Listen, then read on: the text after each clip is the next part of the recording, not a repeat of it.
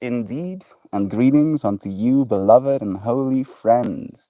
Thank you for joining me again on another conscious evolution. Ooh, a brown friend. Yes, Joy Vive. Look at Yes, me. I'm big and I'm brown. I got brown friends. I just. There we go. We're back online again.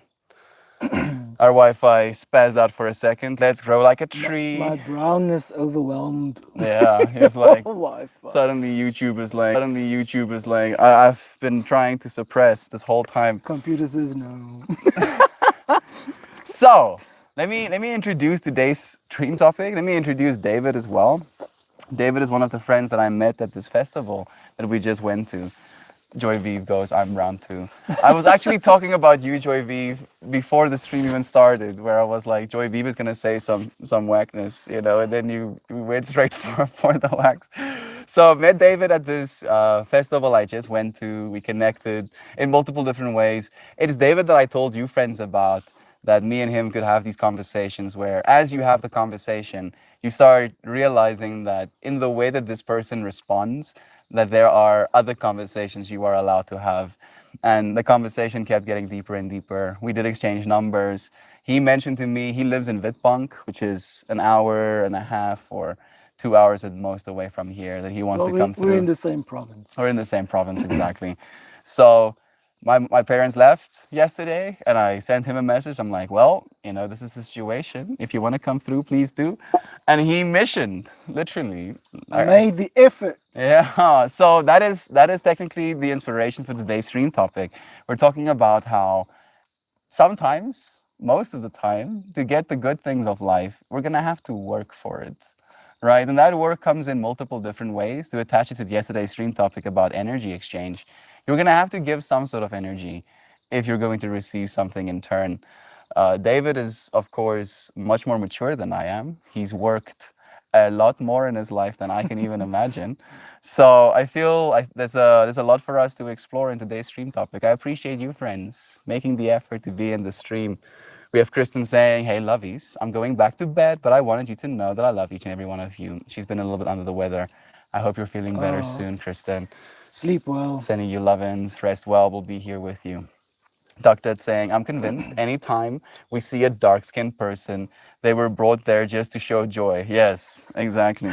Me pulling like a puppet master the strings. Who's this Joy we're talking about? Joy Vive, like Joy Vive. So I should share like some context with you as well. Like I've been to a few of these festivals now, like two of the no, three of them, where I actually took the camera with, and every single time I like walk through the crowd, the distribution, according to Joy Vive, isn't appropriate. Like there are too many white people in comparison to how many people of color there are, and then this Joy, like we've come to South Africa, yeah, and you then come and you represent. then you you'll discover some of the dynamics going on in this crazy, It's beautiful, complex, lovely country.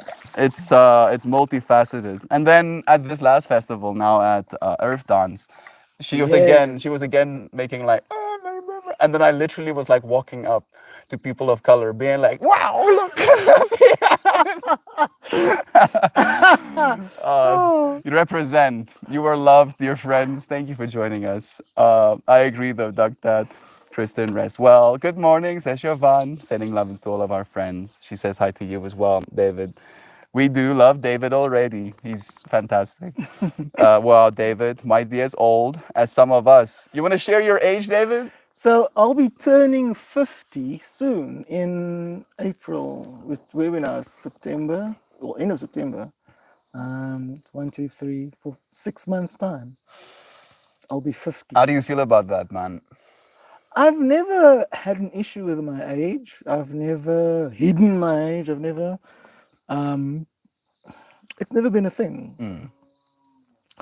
We were just talking about that earlier. That the fact that I've always felt a little bit older than You're also the my oldest son, my right? identification documentation says. Mm. Anyhow, I'm an eldest, just like you, and I found in life that eldest tend to click Yeah, quite quickly and easily. they understand I think that was part of our chemistry. probably. Yeah, because there are just things that you understand better when you've had to carve a certain sort of path within a family unit.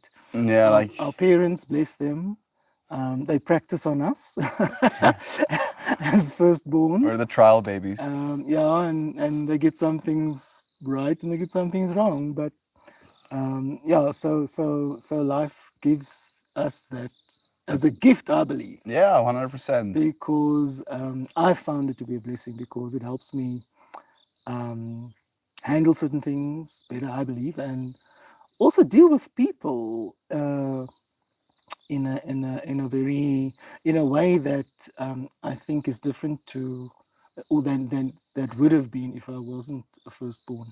Like something that's coming up in me right now is, do we lose a part of ourselves when we get siblings? Because there's this massive expectation for you now to be this role model or this older brother. I remember like the switch in me happening where, like, I'm flashing back to a specific moment where I was carrying my little brother through the doorway, and then I hit his head against the door sill, and then instantly I put him down, and I'm like trying to like patch, and I'm asking him to tell me how many fingers I'm holding up and stuff like that, like because so like that level of like, I don't know how you could call it, like maybe again the responsibility we have towards, you know, the people we have I in our lives. I think when that switch happens, especially when you're first the next sibling is born and you're no longer the only child, and you suddenly have to share the stage and all the attention and your toys, which were your toys, which now have to be our toys.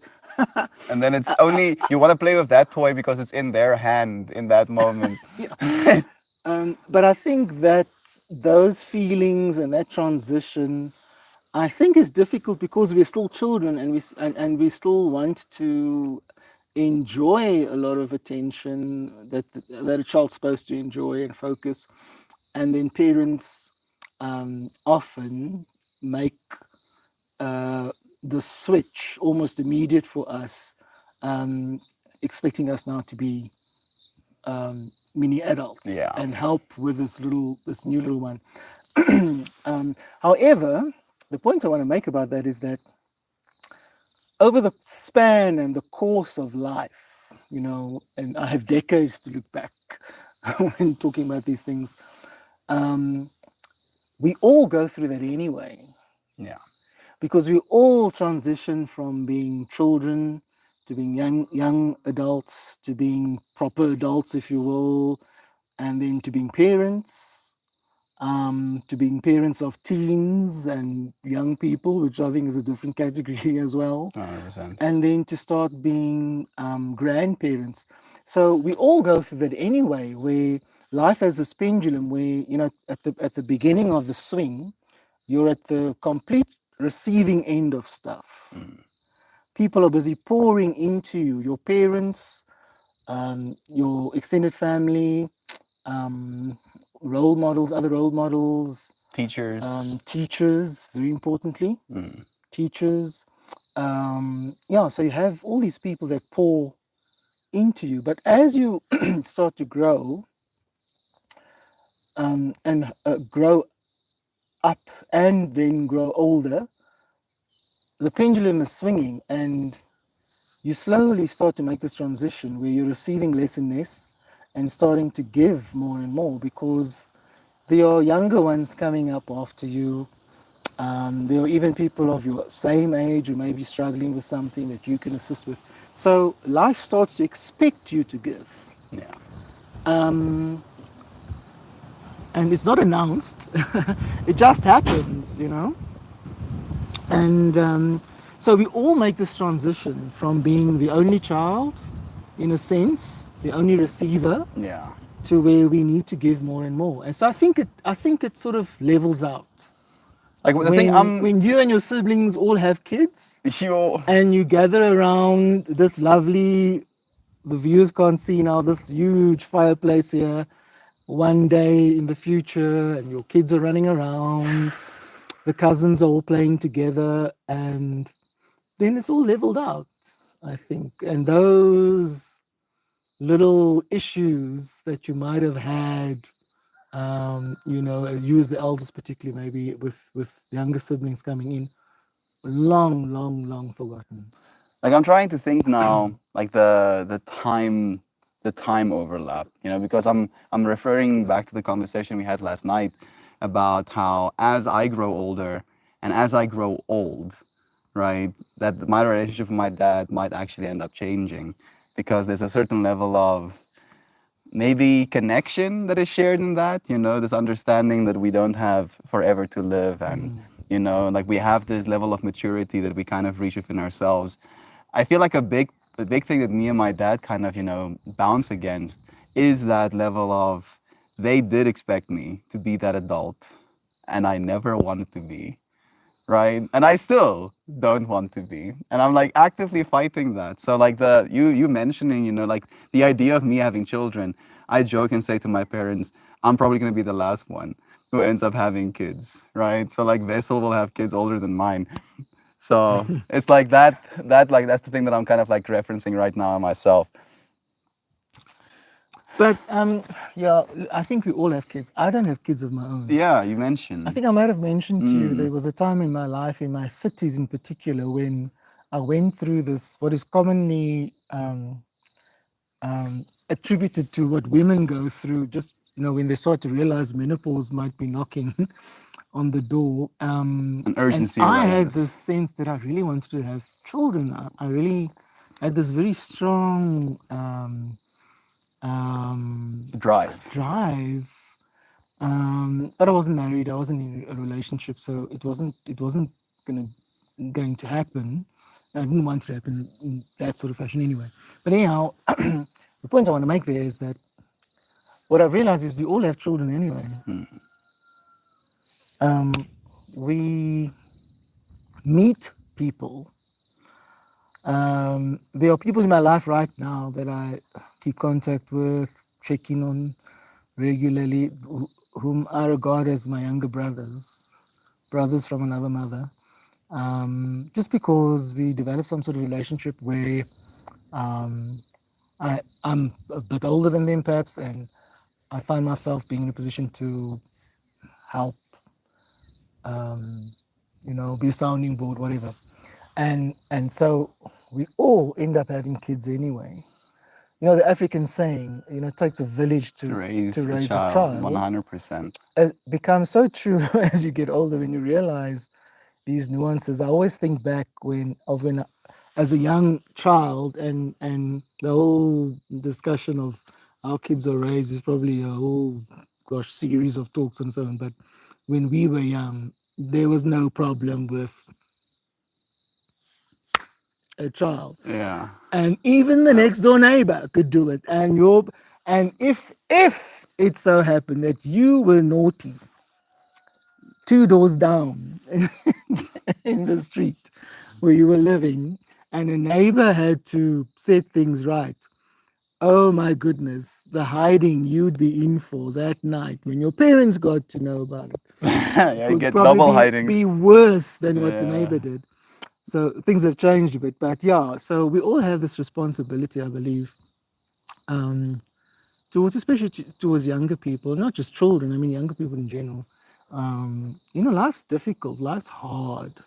Life's lovely, it's rewarding, it's surprising. It's hard work.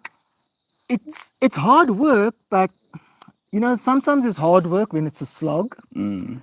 and then other times it's hard work where you sort of put your head down on the pillow at night with a smile. Wow, today was like really. There's rewarding hard Yeah. work, and it's lovely when you have. And I love my job in that way. It's hard work, very hard work at times, and but You very, wanna share very what you do? well. I won't share who I work for, but yeah. So I'm an engineer. So I'm an educated person, and educated in a certain way. But one of the nice things about engineering, by the way, is the fact that it really opens your mind. Yeah. It's Changes some, the way you think. yeah, and your brother's an engineer, so you I know grew what. up with engineers, so I know what you're talking about, but Yeah, please do elaborate. but the whole process of engineering study is studying to become an engineer is a process of I'll never forget in my first year, in the first week of lectures of my first year, this one lecturer told us that you're here for 4 years to learn how to read. Yeah. And he paused. that pregnant pause.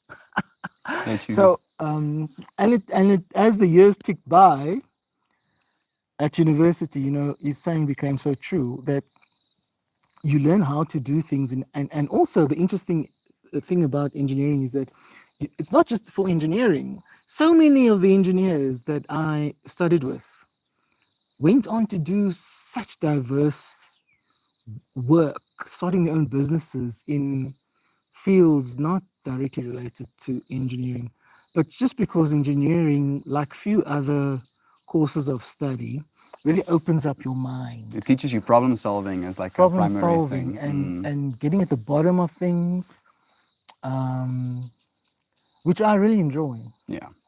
Especially as the masculine, right? Where like our masculine entity kind of feels purpose in that ability to solve the problem and that feedback loop that comes from Yeah, that. yeah, yeah. Yeah, I think it's probably more of a masculine thing.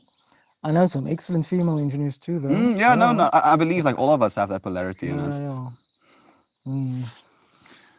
Yeah, Mm. I feel like it's one of those things where since I grew up in a family of engineers, I kind of got to see that level of problem solving and as the amount of value you apply to that as well. And then unfortunately finding ourselves in a capitalist system, your ability to solve problems is directly attached to your financial abundance. So you making more money means you're solving more important problems, and then that ego game of like who's smarter. And like for instance, you see that thing hanging there from that pole? Like I should show you, friends. Like that is for like a sideways like what do you call that thing again? Like the thing you put the bribery in that like clamp Oh, down. the grill, Yeah, those clamp down grills. the barbecue grill. Exactly. So we clamp down a bunch of meat and then hang it at that and then make like a big fire. And then you can turn like that. And then there's like a Oh, bunch of engineers talking about what's the best way to do that, right? And they're like over engineering this. So my dad goes out and he does that with it, right? And they're like, and I'm just watching this experience fall out in front of me, and I just feel this sense of absurdity, right? Like I understand it, I value the problem solving nature. I'm friends of a bunch of computer scientists, so not exactly engineering, but like also in that in the same WhatsApp group. yeah, exactly. It's kind of fractal. And just seeing the way their minds work, I get to kind of like humble myself, right? Like I believe I'm intelligent, but I know that I'm not Einstein, right? I can't do complex math in my brain. And I don't feel like I long for being able to do that or solve problems in that nature. From this perspective of that we actually get to work together, right? And I value in that way I don't know if it's right to say it this way, but having people in my life or collecting people more so than collecting skills. I understand what you're saying, and I think there's an element of that, not just in engineering, probably in most uh, spheres of in the work life. But my background in engineering and most of the engineers I know, and certainly from going back to when I studied engineering, it was all about a passion of making things better. Yeah. And that's simply put. But who do you make it better for? You make it better for us as people. You make it better for your pets, animals. You make it better for The bottom line. that too. But you make it better for the planet. You make it better for society in general. For instance, just as an example, in South Africa, we still have the luxury, let's call it, of being a driving nation. We drive Yeah. a lot. We drive our own cars, and most of us, or many of us, let's say, have more than one car, more than one vehicle. That's not so in a lot of first world countries, but we still have that luxury. We have a lot of space. We have open space. Gosh, look at this vista in front of us. We have lots of places in the country where you can't see another human being for forever. Yeah. But that's not the case in many parts of the world, urbanized areas in particular. So one of the things we need to do in South Africa, especially because we are a fast growing nation, we need to get away from driving because it's quite negative to the environment and to us. And we need to start getting to a place of where people are comfortable and okay with using mass transport. That's an that's an exercise that includes a lot of engineering, Yeah. And a lot not of just infrastructure. technical. Like I'm an electrical engineer, not just from technical, but also social engineering. Getting people to let go of their cars kind of vibe. Yeah, and the way you build cities, for instance, The amount of parking which in lots. South Africa we've built cities the wrong way, by the way, because of our history. Yeah. And there's a slow process now how cities are sort of slowly turning inside out because that's how they're supposed to be. But that affects transport, Yeah. and that affects how people get to work, and that in turn affects pollution and our health. To put it bluntly. So there's a basic problem that affects all of us that involves a good deal of engineering. So for me, engineering's always been about that. Okay. Now you have personalities to deal with, but so do you, I'm sure, in a law In firm any or position. or in the local corner shop. I'm sure. So yeah, you have to deal with it, of course. But um, I don't know. I suppose I'm a bit more positive about things in that So, sense. like, I've been thinking about this a lot as well, and you'll maybe be the right person to ask this question to. I'm a big fan of the idea of electric cars eventually, right? And you, Oh, there's this video I must show you later. Wow. like, are you against electric cars? No. Okay, good. What I am against is the wheel. The wheel itself, you want We to need to get rid of the you want to do wheel. maglevs? No resistance? No. That's like a poor man's solution. You want to fly? Yes. Yeah, I mean, the drones are going to be pretty sick very soon as well. So, like the biggest thing that I'm wondering is, can our grid, because, and the way that I tried to talk to my dad about this is that right now, the combustion vehicles, you have to transport that fuel to the places where you're going to put it in your car, where even here on a farm in the middle of nowhere with nobody surrounding me, there's electricity, right? So there's already the means of transport to actually get our cars to be fueled up. But now with load shedding in our country, I'm just imagining people having their cars plugged into the grid and the power switching back on and just these, 250, volt cars sucking the grid dry.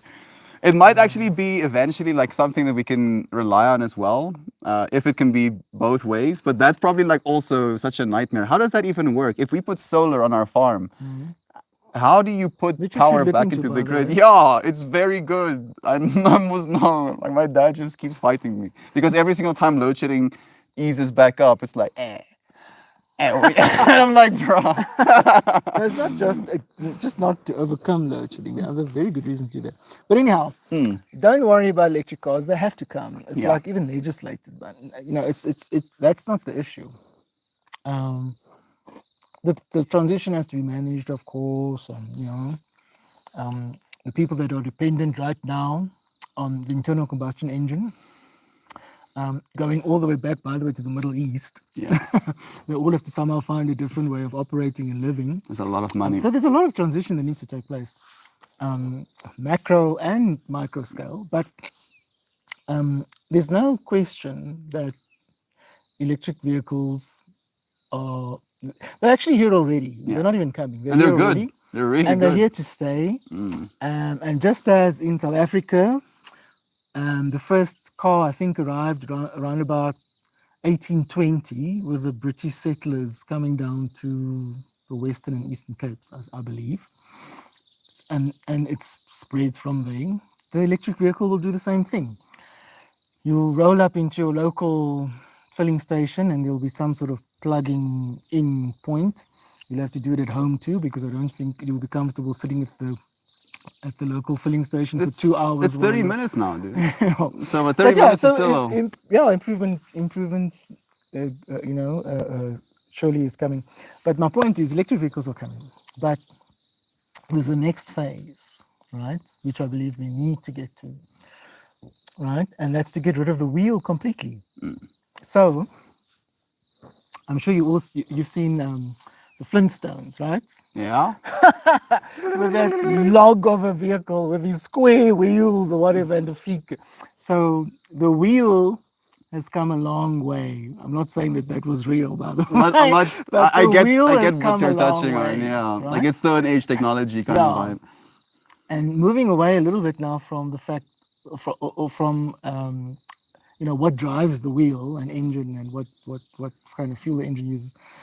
The wheel itself has some issues Limitations. and limitations. So you have to build roads. Mm. You have to, there's the upkeep of roads, of Rules. tar roads. Yeah, people flowing through between one another.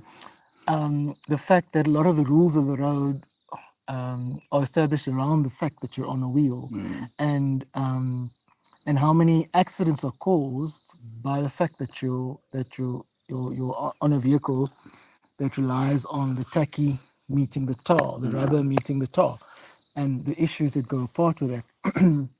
So I'm for, hopefully one day before I become worm food, seeing the wheels start to disappear. So not needing roads, not needing your whole spatial development starts to change, because instead of laying out the places we live, be it farm, be it urban, high rise, will all change because you no longer need to be tied to a road surface. Okay. So if we can get levitated travel right, I mean, we if we are can, in vehicles. if we can figure out gravity, like that's. I mean, apparently the aliens already have that tech, dude. Well, please give the aliens my telephone number. I'd like to speak to them. I would like to have some of that. So now that we're talking about this wheel, and I have Duck Dad, I'm gonna trigger him just by talking about it. I want an EUC. So that's an electric unicycle. So that's a single wheel strapped to batteries that you stand on. And it balances itself with your pendulum swinging. So you literally steer it by leaning into that space. And it fascinates And then you have to me. stop suddenly for some You child lean running back.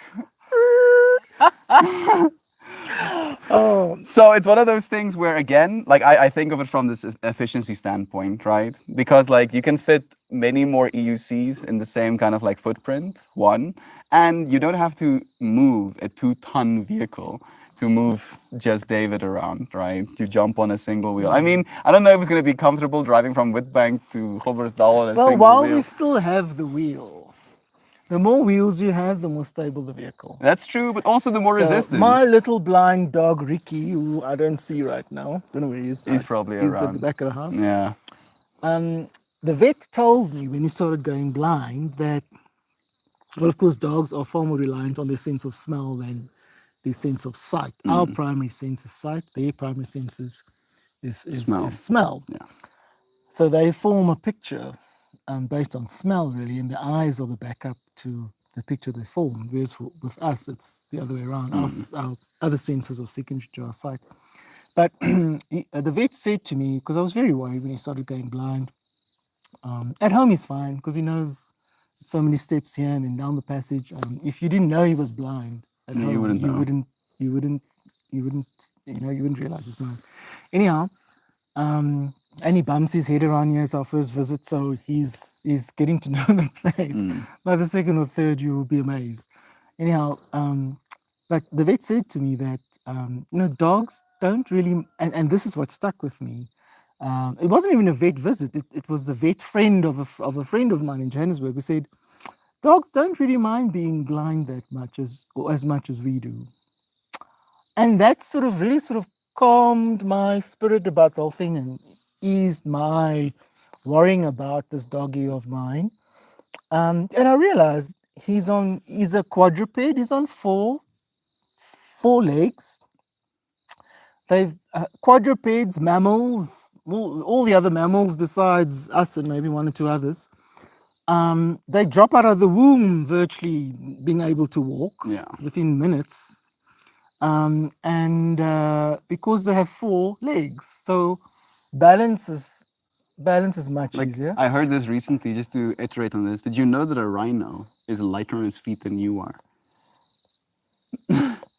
Because of that distribution and the amount of muscle mass they have in comparison to human beings, they're lighter on their feet than a person is. So there's less kilograms per hoof. Yeah, like relative to their entire body weight. You must know some very slim rhinos. I don't know. But anyhow, Anyway, yeah, it's just like that level of like distribution, right? They get to support themselves from multiple directions. no, they're quite quick, I believe, in over short distances. Moving like they can When literally. they do that mock charge, you don't really want to stand still. But anyhow, but the point is, Ricky's fine because he's Yeah. on 4 legs. Like, You're not going to be that fun on a unicycle, my friend. Battery or no? I mean, I get that. I do get that, right? And I'm not planning on. One little oil slick, one little snot-nosed child dropping her ice cream that mommy has just paid too much for on the road surface, and you need a new face. I don't plan on driving that fast. I feel like that's also another thing. Like when you're on one wheel, like the stakes are significantly higher, so you kind of like moderate yourself. Well- So the way I think of it is it's like a stepping thing. So I want to get myself an e-van, literally, you know, something that folds up, and then I would just want to drive into South Africa. If I run out of batteries, I stay there for a week. I just go eating sunlight, and then I drive further. And then I have an EUC inside of my van, where if I want to go, you know, just on a little trail or want to ride around in the city, I can go on the e-wheel instead of having to lug around in a whole van alongside me. So like that's where my reasoning comes from. I mean, to iterate, I can have like a drone, you know, like a personal drone on the roof as well, technically, you know, that I can fly with. But Why again, don't you rather get a 2-wheel, like what do they call this thing? Segways, I think that's a brand. or a name. scooter, yeah. Yeah, but the 2 wheels on the Those- side, tho- and those also rely on. There's no staff. Some of them Technically, do. those are less stable because the two wheels actually changes the way that you operate it. Like you have more points of failure, right? Where for single wheel, technically you have more mobility to dodge Now I'm things. sure that the single wheel is more reliable from an engineering point of view. I'm Yeah. very sure you're right. I'm just worried about your face. I don't worry too much about it because I'll wear a helmet, right? And I've been riding motorcycles since I was a 6-year-old, right? Like my cousins put me on a 125cc big boy where my feet could barely touch the little pedals. I couldn't touch the ground. They put me on it. They were like one down for first gear, and then all the way up for the rest of You them. were 6 years old. I was 6 years old, and I was driving You that have bad motorcycle. cousins. I mean, maybe they were at that point like 7 years older than me, so they were like, yeah, let's teach them how to ride these things, and I loved it. Right, like I instantly fell in love with that mode of transportation where I can get on something and That's just. 2 wheels, man. Go for 2 wheels. The thing is, with two wheels, I get cocky, right? Because there's a certain level of stability. I can like lean into this vehicle. No, and I'm then, not talking about a motorbike. I'm not talking about tearing down the N1 from Johannesburg to Cape Town in 10 hours on some mad over an R6 or designed, something. Yeah, motorbike. But electric bicycles. Those are something that's something that we need to get into. Yeah. Especially in an inner city environment. I mean, you go to some European and When I went to even China, Eastern city, yeah. yeah, like there was just e-scooters. Yes. You know, like some people don't And even own do cars. they have that system where you don't own the cycle, but you? So they had those as well. So like I could, whenever I wanted to, just walk outside my apartment and then scan a bicycle with my Yeah. cell phone. I pay like 4 rand for the day, you know, and then I have a bicycle. and you go to where you want and you leave it there. You leave And it someone there. else will leave Yeah, it there. exactly. Yeah, and there's an app that There's an app governs for you, where yeah. it shows you where you can find the nearest one. Yeah, It was very convenient. That way. That's cool. And if the battery go, then you just start pedaling. That's fine. Exactly. You start building some. Yeah, they have like confidence. people. Here's your dog. Oh, now. yes, Ricky. Hey, Ricky. Ricky boy. Ricky He doesn't. looks like he's having a fun time. at Ricky least. doesn't understand the concept of a hairless dog. Yeah, he's like, what's wrong with this one? But as far as hairless dogs go, you're pretty cool.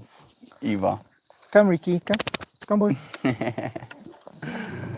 Ricky's gonna knock over my glass. Pippi is losing her mind Like this is one of the biggest dogs that Pippi have seen in her life. And this is not a big dog. Yeah, not at all, actually. Oh, There you go. there's my dog, Little Ricky. baby. Ricky is, I rescued Ricky. So when Sheena, my Ridgeback, who died in November from a brain tumor, when she was about 6 months old, so I had a previously had two dogs as well, a male Ridgeback and an older Golden Spaniel. Mm. And then the Golden Spaniel was still there when I got Sheena, my Ridgeback puppy, as a puppy. And because she was now turning between 6 and 8 months, and she was like relentless. Intelligent dogs play like children. They are relentless. I mean, my neighbors came round once. Well, we came to see your puppy. I said, please, she's asleep. Please, let's her not wake her. sleep, yeah. Let her sleep. Because if we wake her up now. I need some rest. Yeah.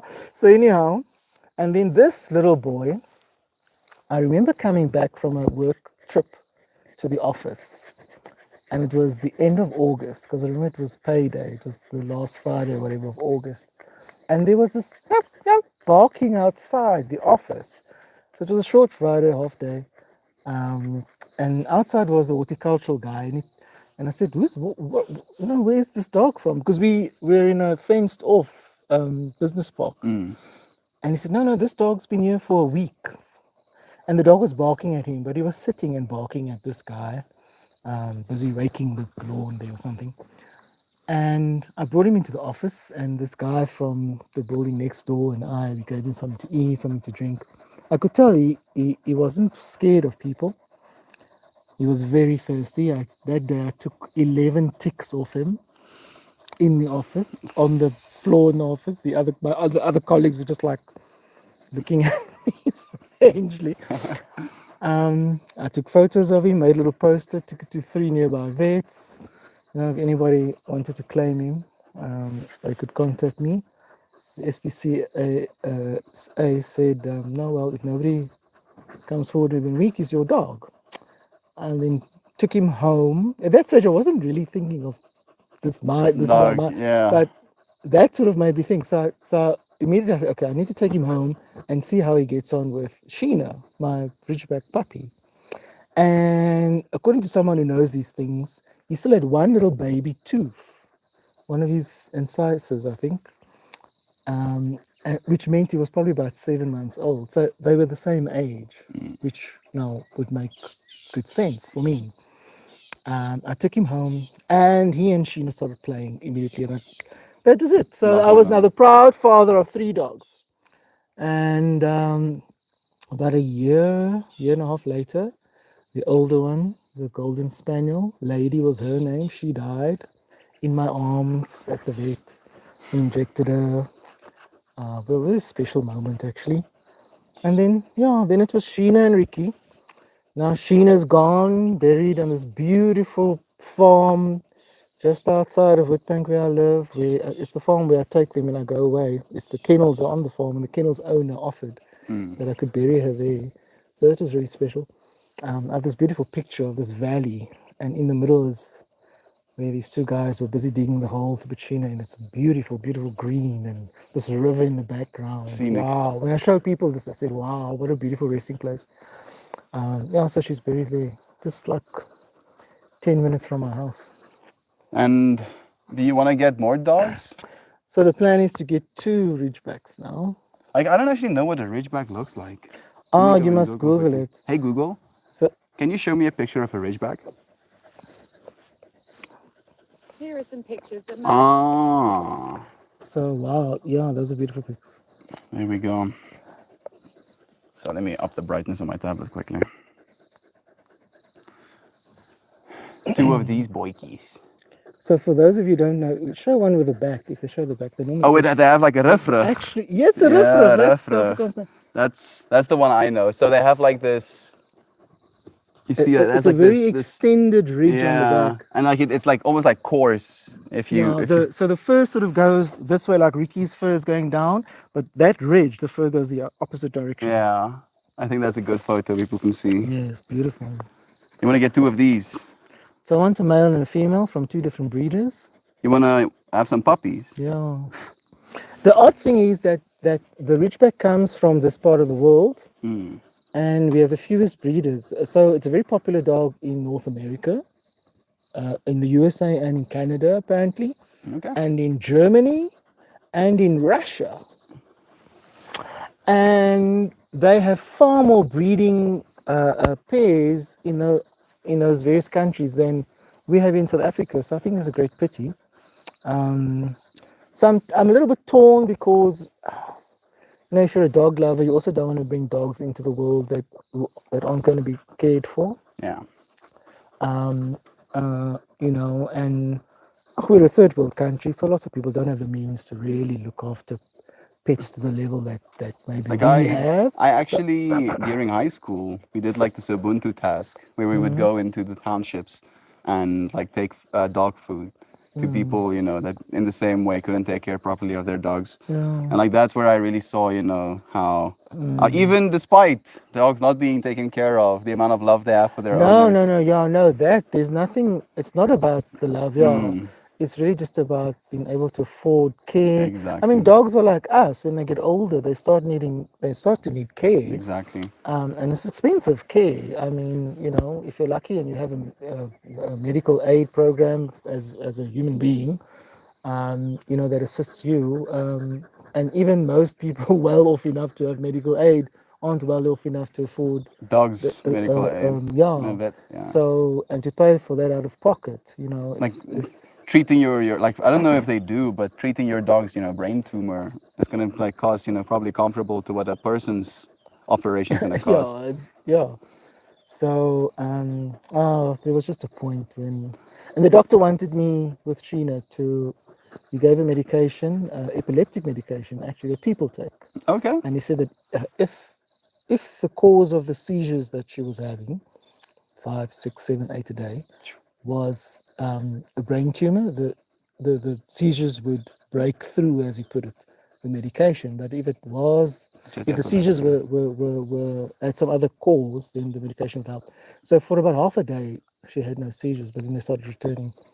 And then by the Wednesday night, if I'd had the stuff, the wherewithal, I would have put her out myself, because to see this beautiful, proud dog, and she was regal. Sheena was regal. She had this way about her. But 2 years before that, I took my dogs to Johannesburg, to this lovely park where you're allowed to take dogs. And my dogs were off leash the entire time. And all the other friends brought their dogs too. And their dogs were wild. I mean, not aggressive, they're socialized dogs. But Sheena walked on my left-hand side. Whenever I walked, she was right at my left hand supporting side, you there. walking along, because that's the way I've trained them. Unbeknownst to me, he was already going blind, so he was often walking next to someone else, thinking probably it's me. But anyhow, because it was just some months after that I found out he was actually going blind. But and everybody was so impressed by this huge. She was the biggest dog there. This huge dog who was so in charge of herself. I didn't have to say a thing. Controlled. She was so controlled, so regal.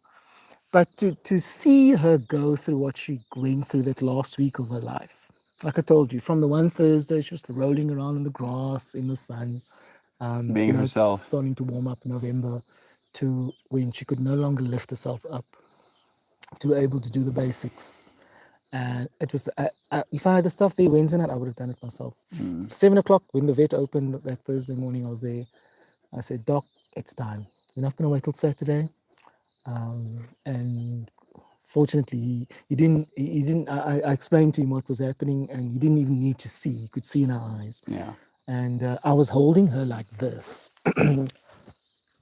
with my right hand over her, and he injected her on her front paw like that, and I felt her heart stop. It wasn't intentional. Just where my hand was, I felt a heartbeat. And I felt her. So he first, about 10 seconds after injection, he touched his finger to her eyelashes, and she didn't blink. And he told me the brain has shut down. She's gone already, actually. But I could still feel her heartbeat. And over the next 20 to 30 seconds, the heartbeat just slowed and eventually stop in my hand. It was beautiful. I recently lost Bingo. Hmm. He was 16 or 17, long-legged Jack Russell. And you talking about how, like, it also kind of like gave me a sense of calm, how they don't care too much about going blind because he was also blind as a bat. But he would get up in the morning and he would go and stand in the sunlight and he would, absorb those rays and he would do his business. And we would also, give him as much love as possible. But he was never suffering. Like I felt throughout his whole life, and that's probably what broke your heart more than anything is seeing the Yeah. life leave them, right? Like they're still alive, but if they don't want to, or they can't participate in life the way they used to, the way that breaks our heart. Like I can see he's still, adventuring. Like I see a lot of Bingo in him as well. The way he No, goes he's out. still going strong. He's just blind. But he's still stubborn, and he still wants to do things his way, and he doesn't want to be helped when he doesn't want to be helped. And at home, he wants me to carry him down the 3 steps from the rest of the house down towards the front door if we can get the front door. But Will he come and he bark doesn't at you? want. He doesn't want to. He doesn't want to go downstairs any longer. He Yeah. did until a few months back. Now he doesn't want to because he slipped down once or twice too many times, and so yeah. So now he waits to be carried down the stairs. But other than that, he's fine. The work you're willing to do, man. Let me see what our friends have been saying. I see Brandon Keeling's name. Brother Brandon. It's nice having you. I'm back. Oh, But it's gosh, on B. No, it's okay. And now I'm covered in dog Yeah, fur. that's part of it, right? Misdiagnosis, for lack of a better term, can be very damaging in many ways. This is true. I'm not kidding, Brandon. It's amazing how diplomatic Melt is talking unicycle with David, straight up fisticuffs when it's Melt and I. Yes. Who's this? That's Duck Dad that I told you about. Like every single time I bring up UCs, like I can feel his eyes rolling into the back of his head. He also has the whole, like I'm gonna fall on my face and break every bone in my body fractal. So you saying it as well, I know where I was supposed to go from here. Ketamine is not good for you. I mean, ketamine can help apparently for depressive symptoms, but if you're taking it recreationally every night, if you're drinking a copious amounts of coffee every night, you're not gonna, benefit from that either. I'm on the backup phone with 1B, correction, do all the ketamine shell. You've got a connection in any dosage. Brandon, spot on. They diagnosed me bipolar instead of ADHD autism. For 2 years, the meds I was on for bipolar have fucked me up. Yeah. Who's that now? That's Doctor. That's this message here.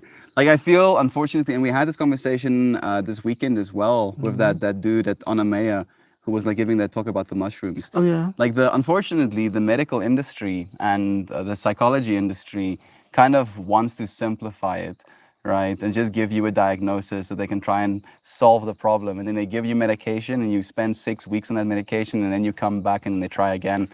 That's not how you that's not how you heal people, unfortunately. I think the sun has shifted. Do you want to move it up a little bit? Of course, we find ourselves in the line of fire. Oh. I am getting hot here. Oh, I didn't notice. Were we in the straight beginning? Yeah, I think so. Just a little bit. And then I can pull a card. I don't know if you're into sacred geometry as an engineer. I don't even know what that is. Sacred geometry is basically this understanding that our universe follows some sort of energetic informational patterns, and that those informational patterns can technically be simplified. And do you know the flower of life? That's a sacred geometric pattern. And if you think about us as like these single-celled organisms that then complexify and complexify, technically you are the flower of life. And the cards are kind of like a touch on that fractal. They make me happy. I'll let you pick the one we pull.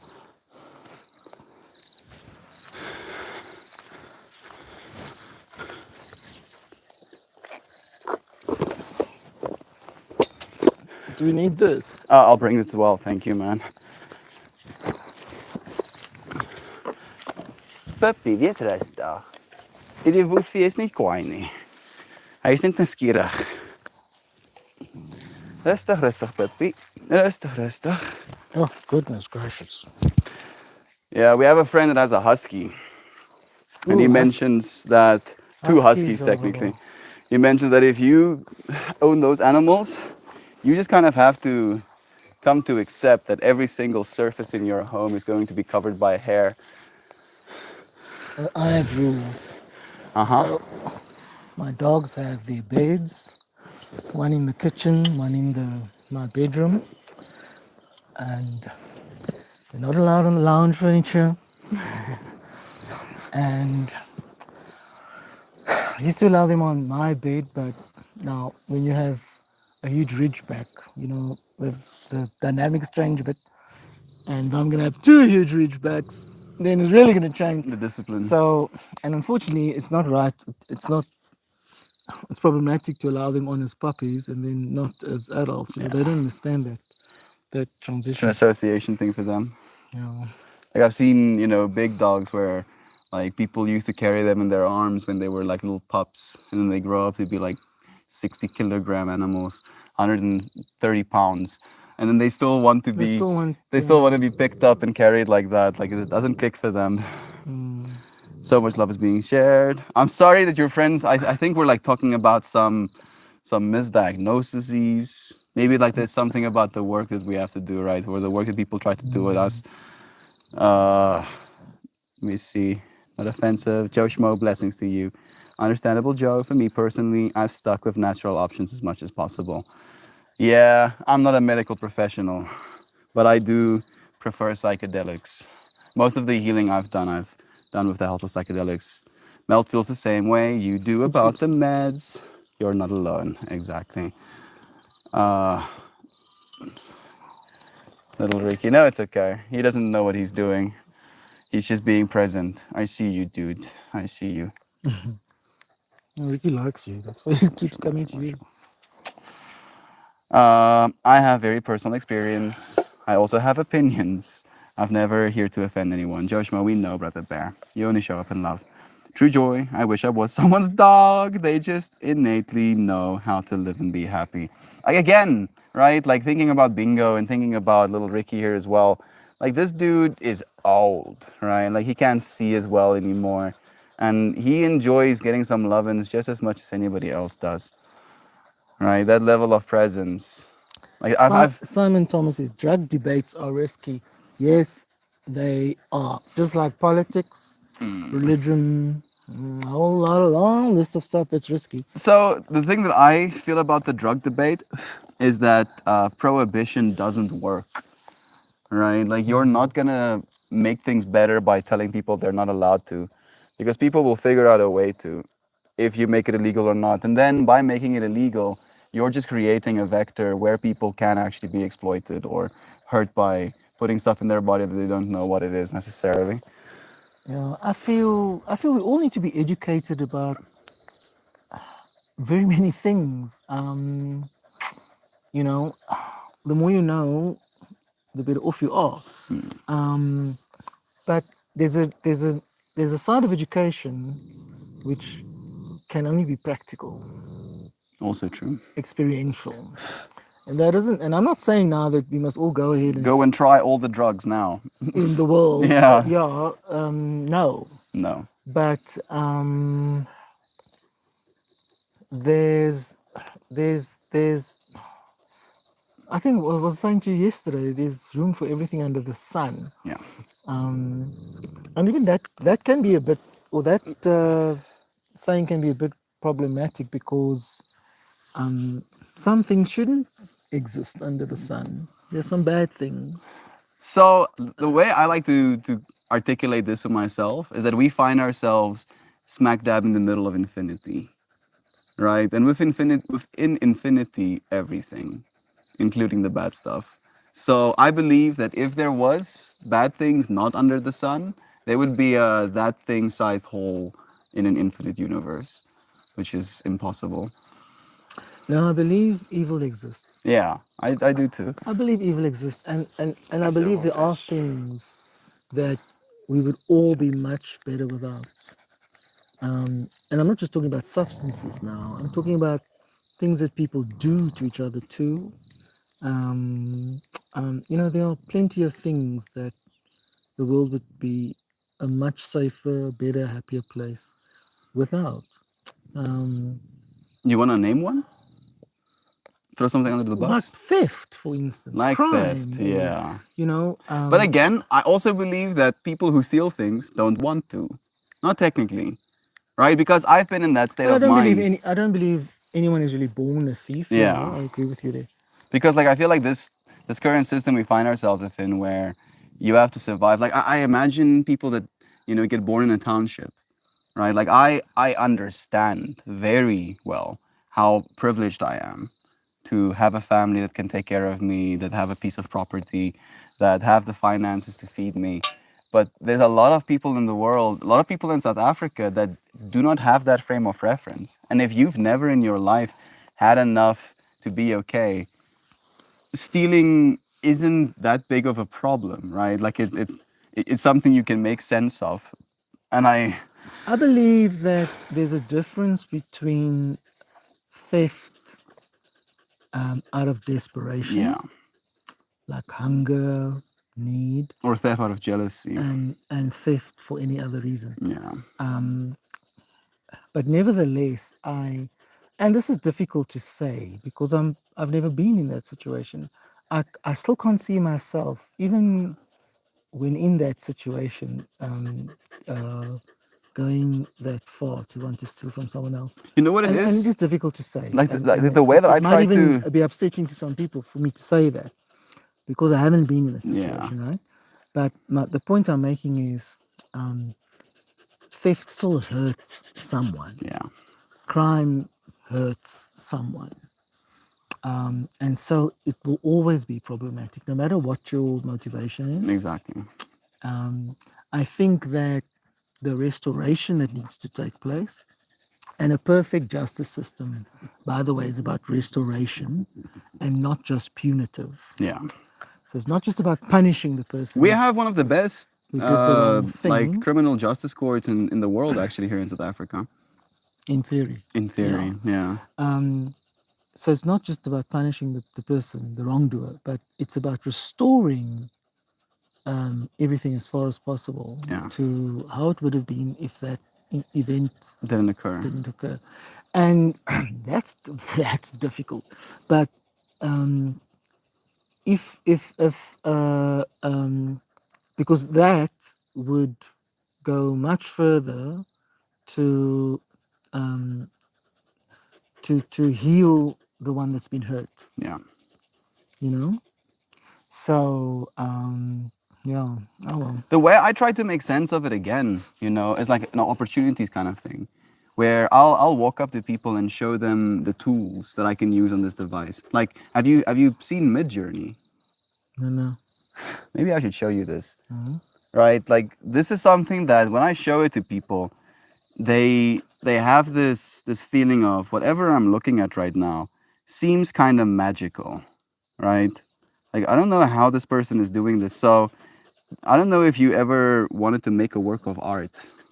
Yeah. What work of art would you like to see? Could be a I used to scene. do art at school. I mean, I used to draw, I used to paint.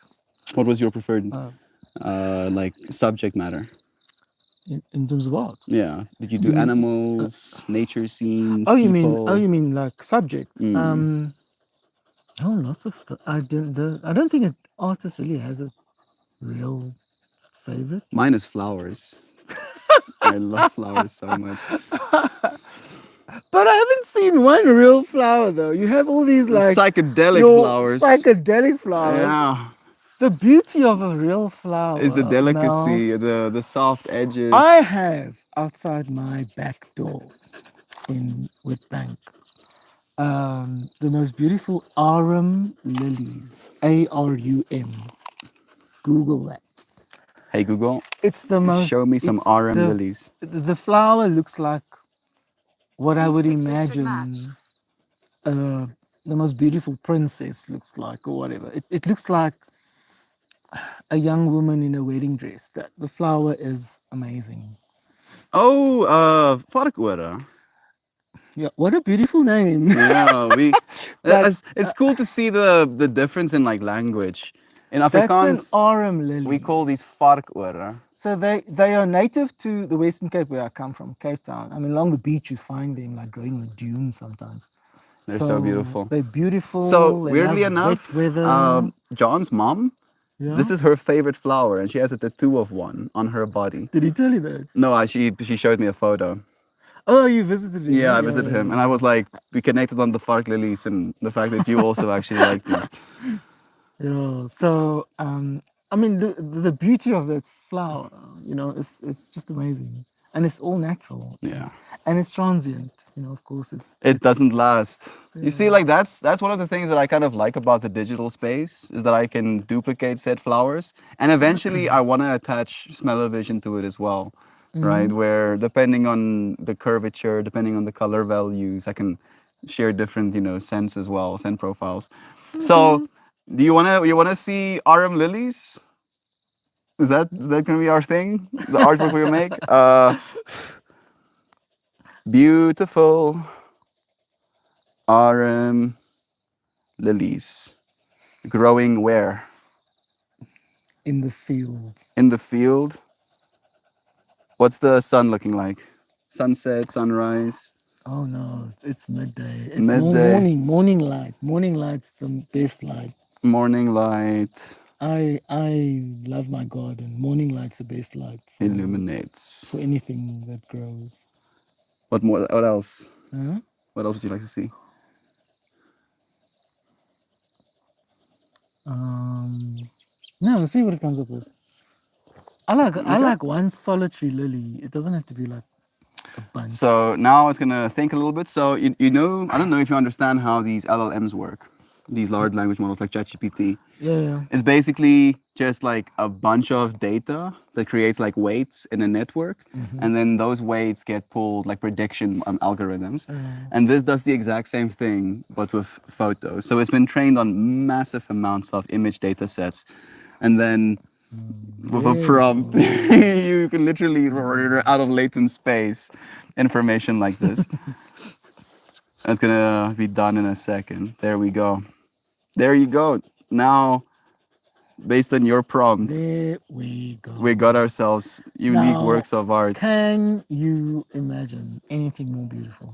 Like this is like quite a scene. And this one I love because the sun The way the light's light, almost penetrating right? You can see like the the veins. petals, and also you see dewdrops. Oh, that I should have told you. Dewdrops on the white. See, they even added the flower. them, despite like it. I feel like the morning prompt probably helped with that. So this is the work of art we ended up making with Brother David's suggestion. We didn't make it. We just ordered it. We ordered Like it you practically. ordered a pizza. Exactly. So the point I was trying to get at this, is that when I show this to people, when they've never had access to this kind of Ricky. technology in their lives, there's this sense of like, you see magical, right? And to me, this is normal. Like this is like, as you mentioned, like ordering something on an app, right? And then getting this kind of result.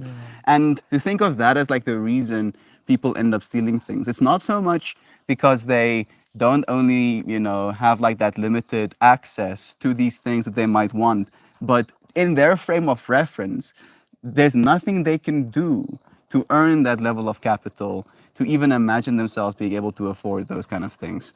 Like if you like, for instance, I literally grew up from the age of like 5 using computers, right? I was that kid at school that teachers would call out from other classes to go and help other teachers with their computer problems. Like I was that kid, and like to me, it was as normal as can be to know this much about computers and to be able to interface in this way. And to other people that don't have that frame of reference, like I feel like that's the thing that we're missing out upon more than anything. And that's why I believe one of the ways we can save the world is just by actually giving people access, right? Like one of my dreams is to eventually have like the people that tune into streams is send me all of their old cell phones. I'm gonna get a bunch of Starlinks, a bunch of battery systems and solar panels, and I'm gonna drive into Africa and just like open like cell phone libraries where people can actually, get access to these things. Because I feel like that could be, in my mind at least, the best way that we can get humanity to wake up. And that whole stealing mentality of like you don't have access to things, right? And you don't have the skills because you never had that perspective in life to be able to do the job, to be able to afford the cell phone. So stealing becomes like the path of least resistance because you don't have the infrastructure in your own upbringing to be able to do it I think it's yourself. a complex thing. It's not an easy thing to talk about. And it's not a and the solutions are not simple. I believe that it falls into the category of things we do, behavior, where it's very true that the first time you do it makes it easier to do it the second time. So your motivation probably starts to change. Yeah. So the very first time you might do something like that, Out of it might be desperation. out of desperation, but then the second time might be less because of desperation, and then it becomes that slippery slope. Yeah. But at the end of the day, each act needs to be looked at, on its own. The reasons, your motivation, your motive, and judged for what it was. So, and we talked about justice system earlier. No justice system can do that. Yeah, no. Like I feel we find ourselves in a world where there's significantly more surveillance, and it is going to change the way we see ourselves, right? The fact that there is a camera in every single person's pocket does change in some way the things we can get away with, even conceptually in our own minds, right? Where I feel like it's kind of dystopian to think about it in that way, but I also think it could actually end up helping, humanity get their act together. Until there's load shedding. But anyway, Even despite load shedding, I mean, like the amount of No, I'm joking. money going into the at infrastructure. the end of the day, we're made of flesh and bone. True. And I still have this thing, and maybe it's because I was born in the mid 70s. So, and when I grew up, we didn't have anything remotely like this. This is a piece of alien tech in comparison. My first cell phone I got, how old was I? In your 30s, bro. Like in your late I think 20s. my late 20s. Yeah. Yeah. And I even resisted getting a cell phone, hey, for probably about 2 years, because already those who had cell phones around me were complaining about this thing that now they needed to carry around with them, and how it had already started to change social communication, because now people were expecting to be able to reach you Yeah, that dude. Like it's at so any time, trippy. Yeah. and that loss of freedom, sense of loss of freedom, and what was the other thing? Oh yeah, just the way we stopped planning and being deliberate about communication. So when I moved from Cape Town, I started working. I mean, 1,500 kilometers away from my parents, from all my family. I was deliberate about phoning my parents from a public phone. You still had those cards. Didn't want to give them your number. No, I didn't have where I was staying. Yeah. I didn't have a house yet. Okay. I was living in close to work and in what the work the accommodation that the job provided. But the public phone, so you had to load your card and so I had this half an hour call about every Sunday afternoon with my parents. It was deliberate. It was intentional. Yeah. And covered what happened during the week and what's going to happen this coming week. And you would look forward to that phone call. You knew it was coming. I speak less to my parents than I did then. With your cell phone in your pocket always. No. So it's changed the way we approach communication. So even the fact that we can literally, you can move to flippin' Dubai or whatever, and you can still be in contact with your family every day. It's interesting but that you talk won't. about this because like this weekend that I went to that festival, I was thinking about that, right? From a perspective of when your child used to leave the home, right? They were kind of gone to you. Like in a way that they stopped existing in your world. You didn't know what they were doing. You didn't know where they were. You didn't know what was going on in their lives. Mm-hmm. And I felt like during that weekend, like that was a good thing, right? Like a part of me felt like the fact that your parents lose access to you in that way creates a little bit more significance in getting to see you again eventually. Oh, in that Right? sense. And now, because of cell phones, that has kind of disappeared, right? Where even though you might be leaving, as you mentioned, you can go to Dubai, they can still, in their minds, reach you at any time. So that level of disconnect and feeling of loss and feeling of missing this person, that is also lost because of our cell phones now. You don't think so? You know, maybe one day you'll meet my mother and she'll tell you it's not. I miss my little boy. Yeah. We have one of the friends saying her middle name is Lily. I'm happy to share that. RM lilies, we call them calla lilies. My sister-in-law carried a bouquet of those on her wedding day. And her wedding ring was an antique one with a gold calla lily on it. More synchrony. The fact that you shared that, man. The marker is perfect. Hornet nest. That's lovely. Sounds like Lily part. Gave some to the mama. Come up a year now. What is Onamea? Onamea means name. I did pay attention to what that dude was saying. No, didn't he say it was just something he was uttering? It's Yeah. the name of his Of his business. But apparently, he was like talking about how everything in the world has a name. And that energy of everything has a name is Onamea. Like that's the concept. So he called his business like name. Onamea. Yeah. And I tried to find him online. Unreachable. I gave him my contact details. Unreached still. And I remember walking up to him, you know, and I'm like, I'm writing down my number and my email. Don't forget to send me a message. He looks me dead in the eye and he You goes, say, and I eat lion's mane mushrooms. My memory is good. yeah, I'm still waiting for my freaking email. I heard him. Yes. I heard him say that. So I'm like, maybe these freaking lion's mane ain't all that. I heard him say that. I remember that. Are they the same as peace but- lilies? Sorry, man. But he was saying that was just what he was uttering. Remember? Yeah. Like maybe. And then his like, wife said, "What are you he- saying?" He was talking about it from like he was doing like chanting. Yeah, Right? yeah, And yes, then yes, yes. that was where the name came from for him.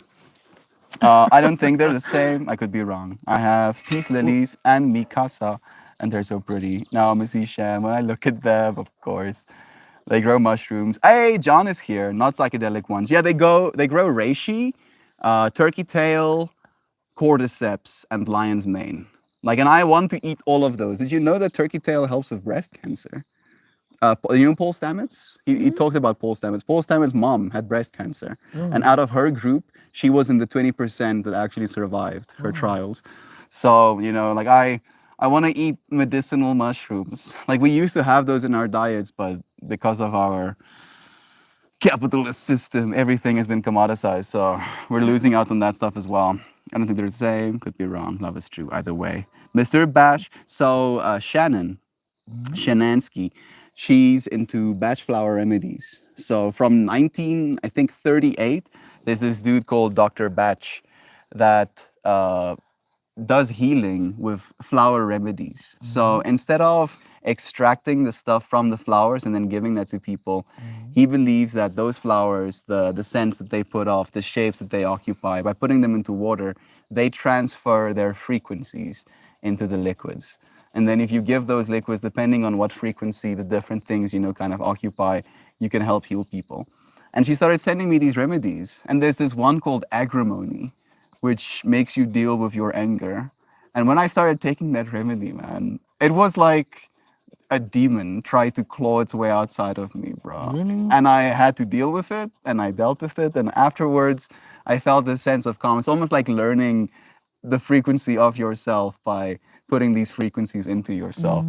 So she says, first formulated the batch flower remedy system. He used flowers picked early in the morning with the morning dew still on the flowers. Frequencies, right? The work he had to put in, Shan, is what I'm thinking about. Shan, peace lilies, and Kala lilies are both members of the Archaea family. My friends, can you see this new fractal? Doors are opening today, and we are gifted with the privilege to watch it interact. Big wave. It's a beautiful thing to see and experience. Joe Schmo is talking about me and you. Oh. Thank you, Brother Bear. It's nice having these moments with you, friends. Being able to connect this way. Like David asked me just before we came and sat down for the stream, what are we talking about today? He also asked me yesterday, how do I pick my stream topics? And now you got to see how I pick my stream topics, where it's like, so what are we talking He about? doesn't pick them, people. like, That's how he picks them. Maybe I'll talk about.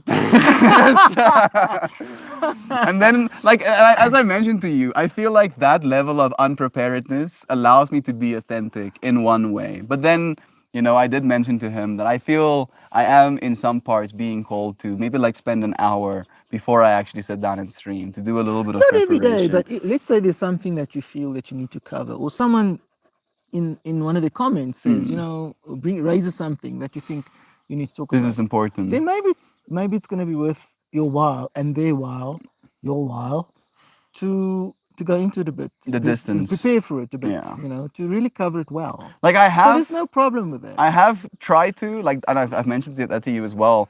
And the way that I saw that day, like spending a little bit more time in preparation, it's almost like we get more distance, right? Like Objectivity. yeah, objectivity, and also depth, where I might have like an idea in my mind, but through, you know, human history, there's been like 6 different iterations or ideas or understandings of that idea, and I might only have one of them. And by allowing that into my, you know, mind or onto my digital device and then share that live, now we're touching on 7 different points where I might only have been able to touch on one in the same period of time.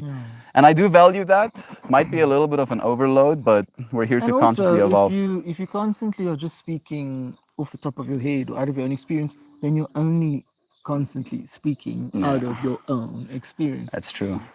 We have a wealth of information, internet these days, but books. Like I do resonate with the even Stoics. a quote. I sent you that quote this morning. You did. Let me Even read a it to our friends. quote can spark so much. Sing like no one's listening, love like you've never been hurt, dance like nobody's watching, and live like it's heaven on earth. Mark Twain. Mark Twain, Mr. an Mark Twain old himself. dead person, wrote that. Do you know Terence McKenna? Yeah, I've heard of him. Ram Dass? Yeah. Alan Watts? Yes.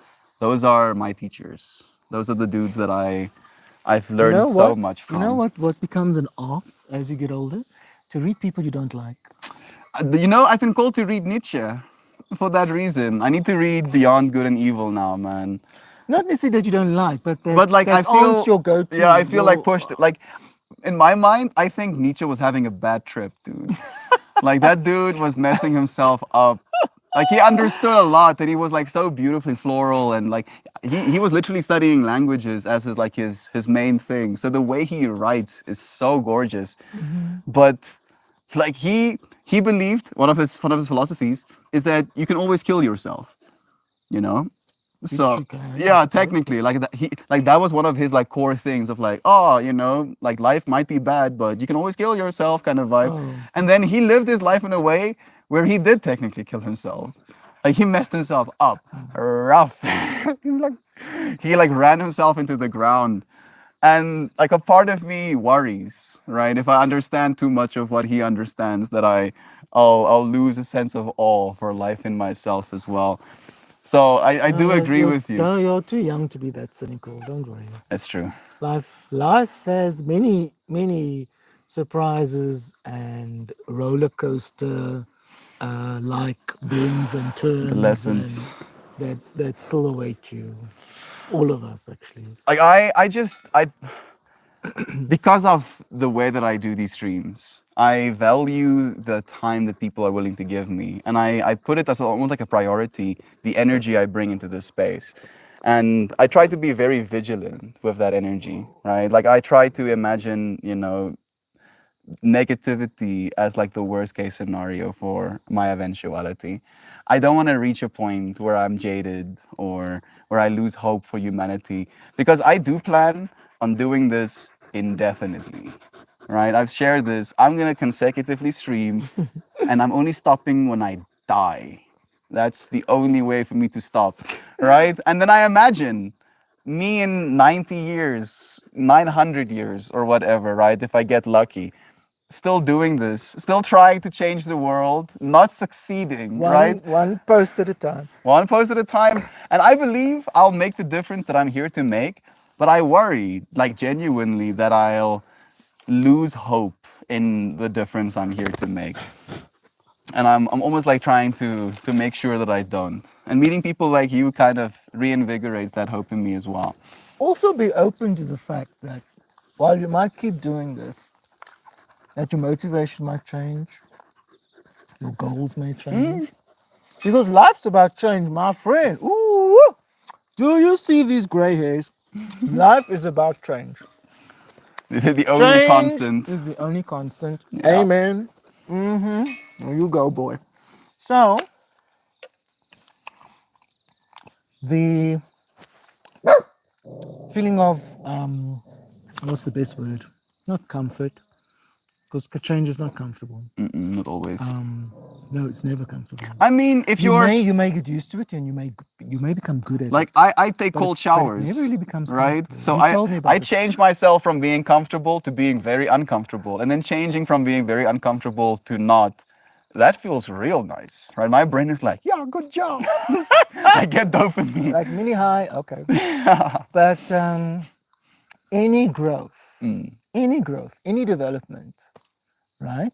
Any growth, right, requires a disparity, a distance, Yeah. difference between where you are and where you need to be. Exactly. Where you want to be. Like something that I like to And- say is that and- if you're not feeling like yourself, it might be because you're changing, right?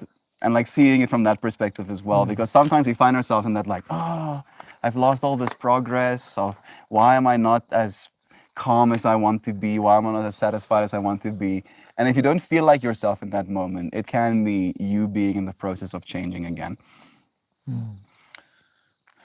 But that's life. That is life. I mean, for me, at the age of, what age was I? 20, 21, 22. You know, to leave Cape Town. All my family live there. All my family's in Cape Town. And I'm talking extended everywhere. Cousins a lot. 1,500 kilometers away.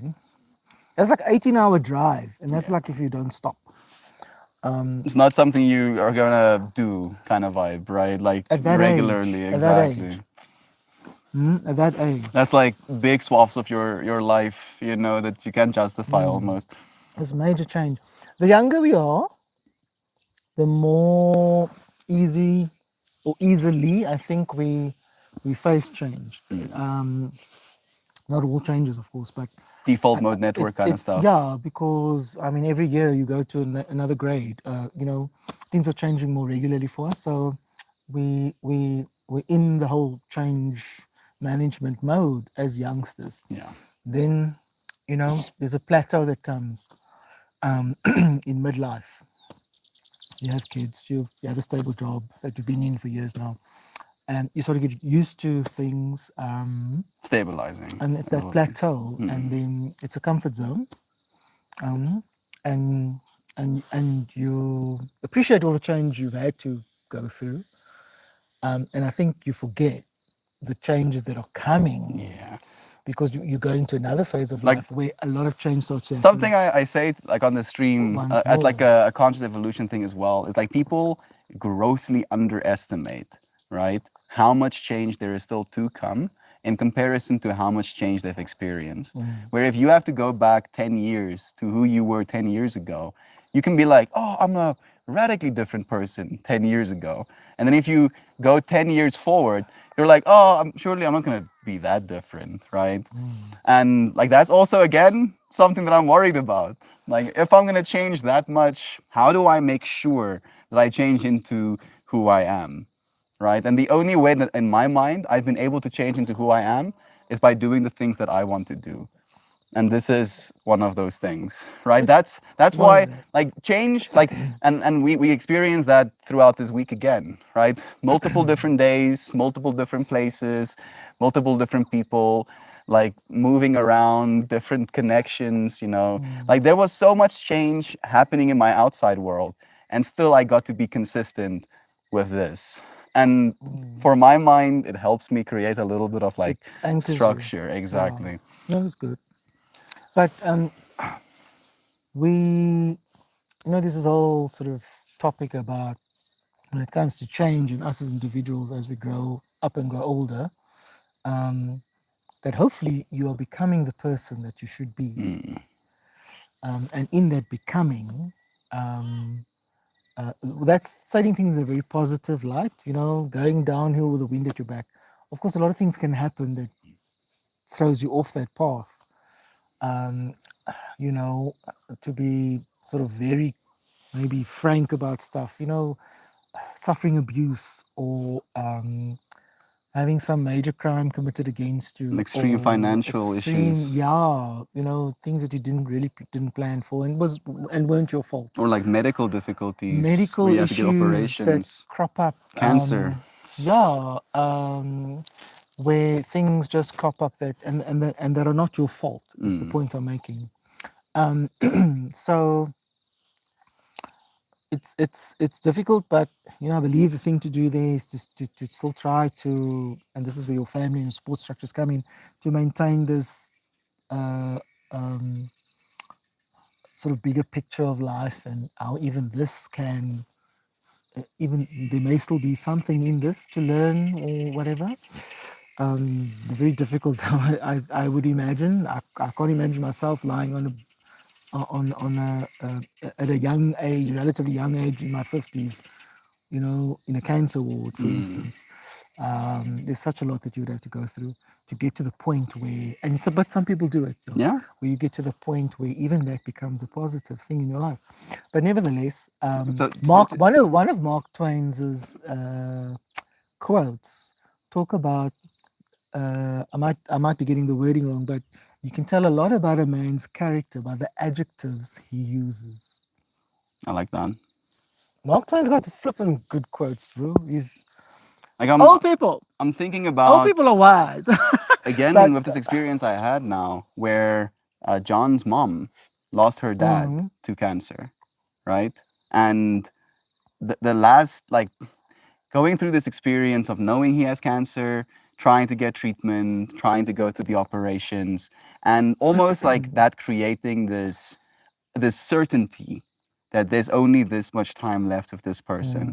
Where losing a person through like a car accident or maybe like a heart attack or something like that, it's like immediate, and then that person is gone from your life. And hearing her perspective as to how much value, how much interpersonal relationships, how many conversations that needed to be had, There was time for that to happen. Exactly, because of that cancer. I have a saying of my own, that when it comes to certain things in life that are really, really important, you need to have the deathbed approach to them. You need to have an approach where it's like you're on your deathbed. I've been there. I think I mentioned to you, I've known great grandparents in my life, and grandparents who've all passed away now. Both my parents are still alive and healthy in their 70s, but and soon, of course, that's the next step. But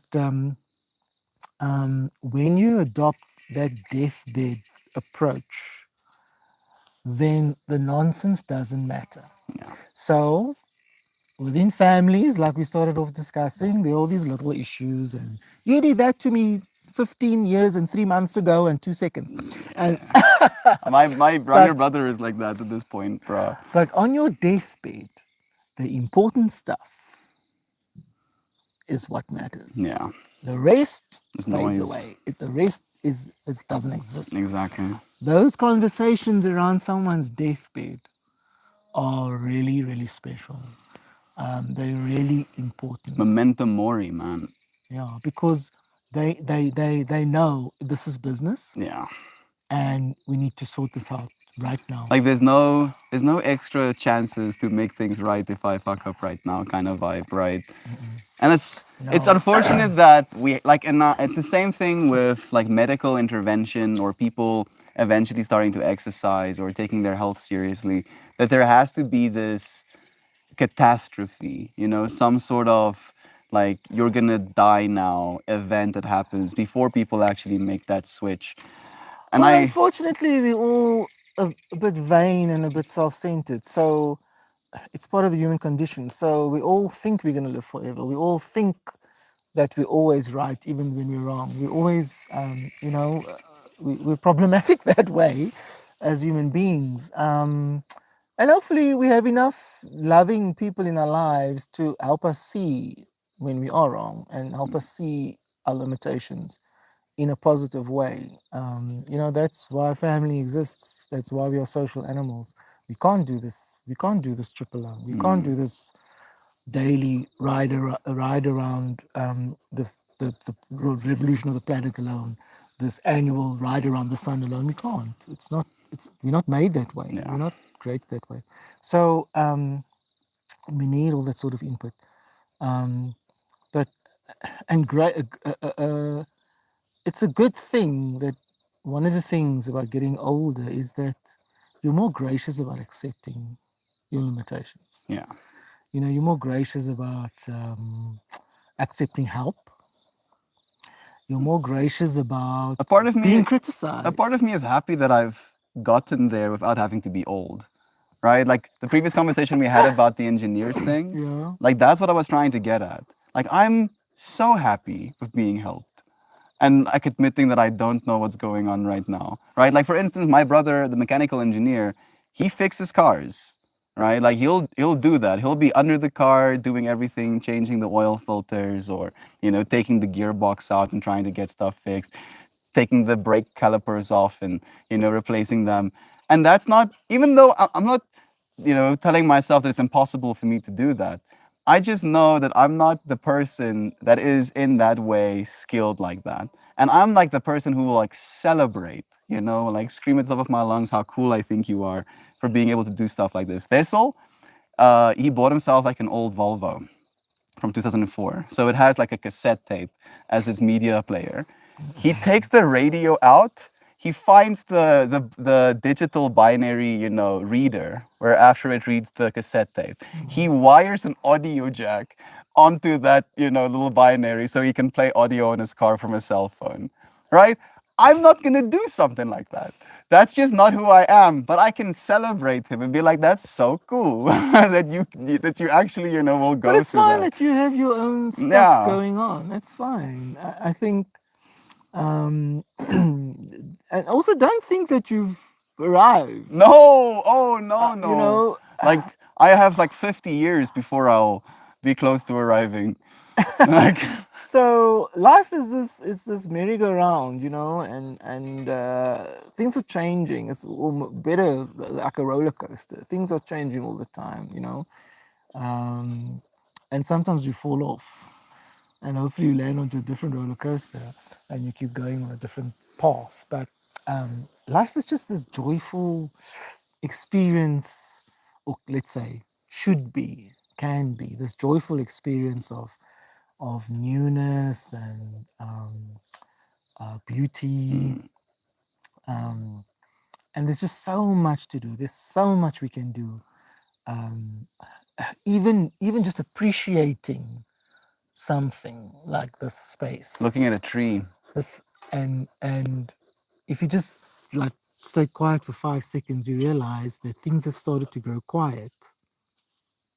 Even the insects and birds and animals have started to grow quiet As the sun sets. as the sun starts to set. There's just so much to appreciate and beauty to absorb. It's like the earth every day puts on this performance. You know why people Never don't? mind the stuff that we can do to contribute to it, and the people around us that we can affect by the stuff that we do and say. There's just it's amazing. I want to bring it back around and connect that to the work, right? It's work to appreciate things. And some Yeah. people were never We could taught. easily sit here on our cell phones Exactly, and scroll TikTok nonstop or Instagram and Reels not or whatever. even notice the sun's going down over that Exactly. hill over there. And that's going to be lower effort than actually just being quiet, right? Sitting with your own mind, And I feel like, again, even though, yes, it will take some work. For instance, like waking up for a sunrise, that's work, right? Like you're gonna have to effort a little bit, waking up that early. And then when you're there for that, I've had moments where it feels like the universe tried to paint me the most beautiful scenic scene. And if I didn't actually put in the effort, the work to get to that point, I wouldn't be here to experience it in that way. And the amount of appreciation that has given me for actually applying some effort. I appreciate you, friends, for applying some effort. Let me read a few comments before we pull a card. Let's see if there's some questions for you. I think there was a question for you, but I missed it. Ramdas, yeah, Ramdas, dead. Alan Watts, dead. Terence McKenna, dead. And yet, their wisdom continues to echo through my mind. They're like living rent free inside my brain. Palm stones are comforting. I gave Melt a pink palm stone quartz. It's true. I still have it. I actually was holding on to it yesterday. This hand feels a little bit sensitive, so I've been holding your crystal, Carrie crystal, in my mouth for weeks one time. Chipmunk Joe. There's so much love. Like sometimes, usually if I get into a conversation with a friend, our friends will be on a whole different plane of existence. There we go. That's the question. Joe Schmo asked, what tooth is that? Oh, oh wow. Cool story. Yeah. So I had these special three friends that I made through involvement in an organization, but we became really special friends. And I live in Witbank, and they live in Middelburg, which is about half an hour apart. And we plan to go down to the coast, Port Elizabeth, together on this trip. And the only three of us could make it, and Rose couldn't. Okay. And on the last day of it was like a 4-day weekend window, we went to the beach and we bought this. And when I got home, I realized that the sort of the this, what do you call this thing? The little not the connector. clasp, whatever thingy, this screwing sort of thing, wasn't really working properly. And she did, in her spare time, did beading, where she made things with beads and stuff. So Rose fixed it for me. So the other three of us were together when I bought this, and Rose fixed it. The one who couldn't go with you. The one who couldn't go with us. So we all four sort of are connected to this thing. Okay. So when I wear it, and because I was going to drive through Middelburg, I just, before I left, I thought, let me put this on, because whenever I wear it, it's almost like, the four of us, it brings the four of us together for me. So yeah, that's what it's about. It's not a real tooth.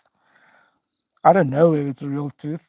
I don't think there aren't any tigers in South Africa, because I know this is called the tiger's something. tooth or whatever. But yeah, it's probably a plasticky thing or whatever. But It might be wood even as well. yeah, Like I'm trying to see if there's any grain at the top no, of I don't it. think it's wood. It feels like. But So like so the it's- fact that you share that, I have like a similar story with mine. Yeah. Like I also like specifically the way you chose to articulate it, how we have like these friends attached to it sorry, for us. No, sorry to please. interrupt you. Please. So about 2 years ago, Rose passed away. Oh, I'm so sorry to hear that. So this now becomes even more special. She's holding it on your neck right now. Yeah, yeah. That's beautiful, man. Yeah. I'm sorry about Rose passing. Like it's like I didn't. Fortunately, the friend. So technically, the person who sold me this did pass. The person, yeah, he was this old toppy who would go to these psychedelic festivals and then sell these crystal necklaces. And he had like this whole kind of like board full of them. And I remember, it was my very first psychedelic festival. I remember like scanning, and scrolling through them. And I find this one specifically. And I'm like, this is the one I want. And It was already assembled like this, the necklace. so I, in the meanwhile, it actually broke around the time that he died. So yeah, it was like this weird synchronicity in that as well. So it had like a different top, and then that top like had like a shatter at the top of it, and the string got broken out. So I made this new part for myself with the string that I have around me right now. And it was like this very first festival thing, going there, trying to memorialize the friends I was there with. like that was the very first time I took LSD as well. So I bought this on my very first LSD trip. And then in my mind, going through this fractal of this crystal or that, you know, whatever that was made of, that was somewhere in the world, right? And I like to imagine that everything has consciousness, you know, panpsychism, that everything is conscious. So this crystal is conscious, and it used to just be dormant with one perspective, looking out into the universe, you know, like things changing around it, not moving anywhere.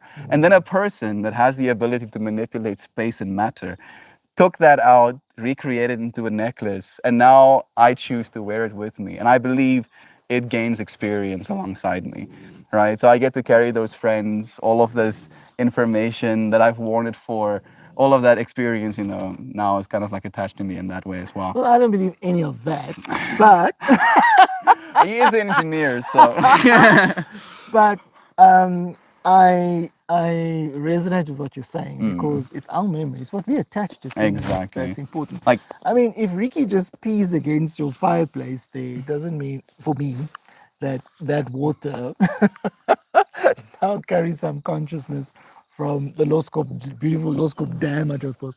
But even though it doesn't, what it does, what for me is beautiful, is that everything has innate value. Even there's a diamond that's still buried kilometers under the surface of the earth right now, that one day maybe will come to the surface and become part of some beautiful, a beautiful piece of jewelry or whatever. That everything has purpose. Everything has innate value. so I wanna iterate on that and say that I agree with you, but I feel also we are the ones, right? Like everything has innate value, but not in, like, for instance, that massive diamond has absolutely no value for Ricky. Yeah. Right? If he sees like this massive, you know, like fist-sized diamond, he's gonna go, can't eat it, and then walk past it. Where a person with your perceptual background, you are the one that We attach, applies. we attach the Yeah, value. That's- exactly. That's for sure. And some people don't apply value to anything, right? I don't know if you saw the And sadly, some people don't attach value to other people, people, yeah. as much as they should. Or if they apply value to other people, it's the value they can bring into their lives, Yeah. right? So Which if is you a don't very bring value, self-centered exactly. modus operandi.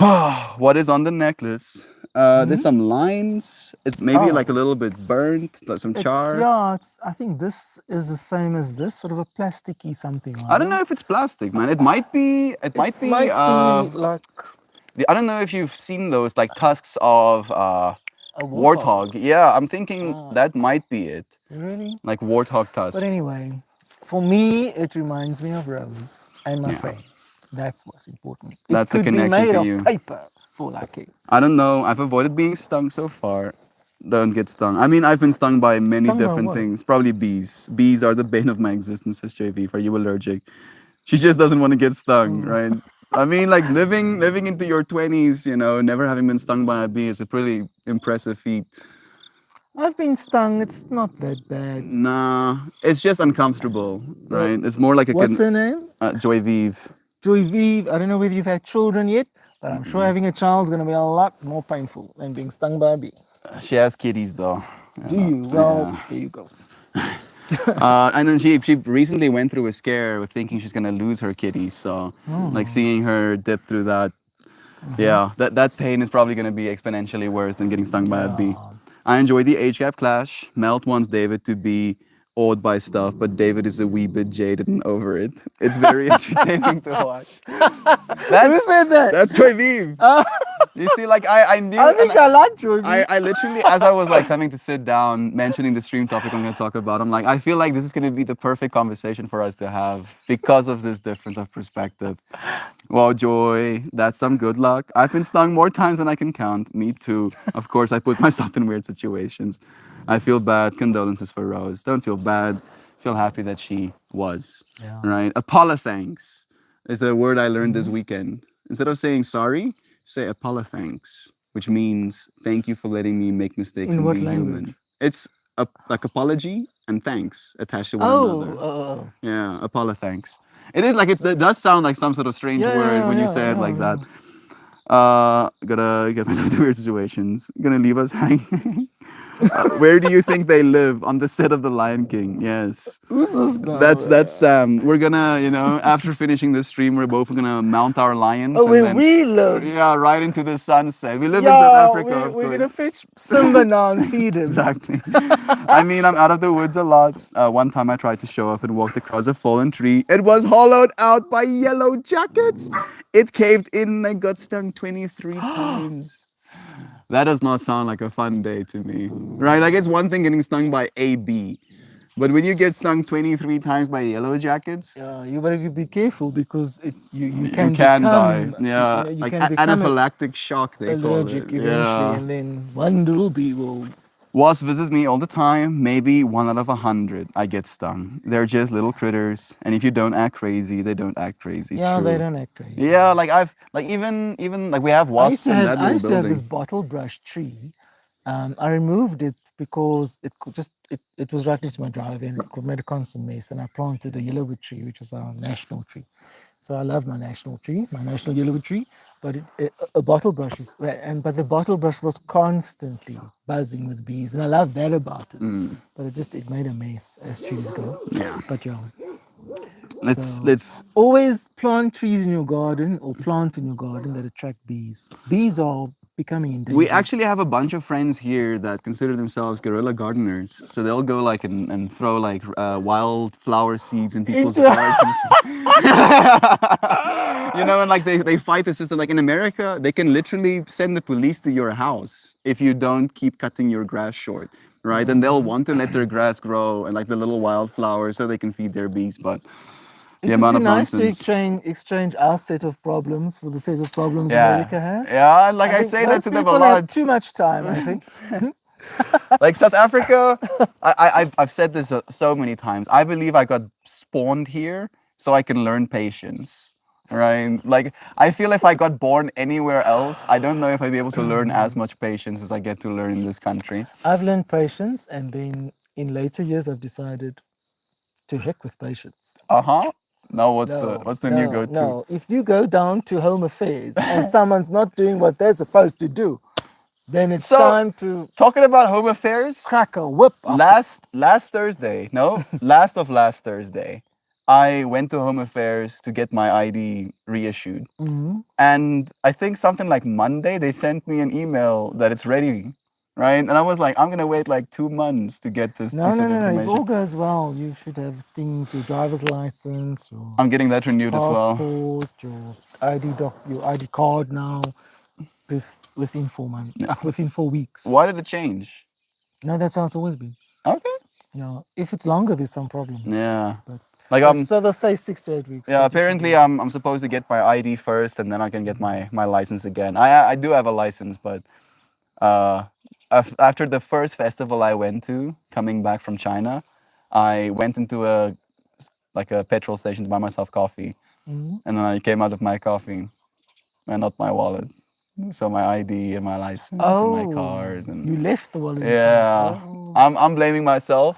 Maybe I got pickpocketed on the way out, but I'm gonna, take all of the blame. And it's literally been 3 years ago, and I'm only now Where getting. was that? It was on like the N1 back into like Pretoria side from Galisberg side. But they should have taken it to the police station or I- something, and they would have been able to. I find would it. have appreciated that. Like it was a nice wallet as well that my mom bought me when I was 14 when we went to Namibia. Even if they take your damn wallet and take all the notes out, I didn't have any And cash. well, there you go, Yeah. and give you your cards back. That would be so appreciated. Yeah, like you can keep the cash, just give me my cards back.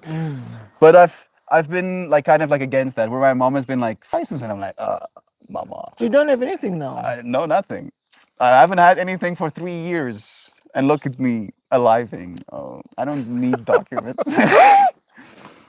It's me fighting the until system. you fall in love with someone from outside the country or something. Yeah, tell me about it though. No, get it sorted. Appleseed is more. I think we're talking about the guerrilla Oh, the gardening, maybe. Yeah. The apple seeds. And then as an American, I can agree. We have a sense of urgency, and in other countries, it's more peaceful. It seems not so busy and overscheduled.